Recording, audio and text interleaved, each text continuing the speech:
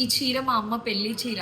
Almost 28 years back sari ఇది. నేను ఎన్ని అవుట్ఫిట్స్ చూపించినా సరే లేదా రీక్రియేట్ చేసినా సరే అమ్మ శారీ, అది కూడా పెళ్లి శారీని రీక్రియేట్ చేయడం అంటే మాటల్లో చెప్పలేదు. నా హ్యాపీనెస్ ని మాత్రం శారీ అన్నావు కదక్క ఇప్పుడేంటి ఇలా చూపిస్తున్నావు అనే కదా డౌట్ వచ్చింది మీకు స్కర్ట్ మీద మార్క్స్ కనిపిస్తున్నాయా? శారీ చాలా పాతది కాబట్టి బీర్వాలో పెట్టినప్పుడు మార్క్స్ పడ్డం, ఇంకా క్లాత్ ని పట్టుకుంటూ ఉంటేనే చినిగిపోతుంది. సో దీని మీద as soon as possible sari నాకు గుర్తుగా ఉండాలంటే దీని మీద షూట్ చేయించుకోవాలని ఫిక్స్ అయ్యాను. అందుకే శారీకి డామేజెస్ రావడం వల్ల హాఫ్ శారీగా టర్న్ అవుట్ చేశాను. ఓనీ కోసం అయితే గనక ఓల్డ్ థీమ్ లోనే మనకి క్లాత్ కావాలి కాబట్టి థ్రిఫ్టెడ్ స్టోర్స్ లోనే బెనారస్ శారీని అయితే తీసుకున్నాను. పర్టికులర్ గా ఆ రాణి కలర్ మనకి ఈ డేస్ లో అస్సలు రాదు, అందుకే థ్రిఫ్టెడ్ స్టోర్స్ లో వెతికాను. So finally I got the sari. So దాన్ని నేను ఓనీగా టర్న్ అవుట్ చేశాను. కొంచెం శారీ ఫ్లీట్స్ కూడా ఎక్కువగానే వచ్చాయి. ఆ డేస్ లో లుక్ రావాలంటే జడగంటలు ఉండాల్సిందే. మా నాన్న అయితే సేమ్ మా అమ్మలా రెడీ అవుతానా లేదా అని అలానే కూర్చొని చూస్తూ ఉన్నాడు. But I'm trying my level best. చెంపచరాల్లో కూడా అస్సలు కాంప్రమైజ్ అవ్వాలనుకోలేదు. ఇంకా బొట్టు, పాపిడి బిల్ల అంటూ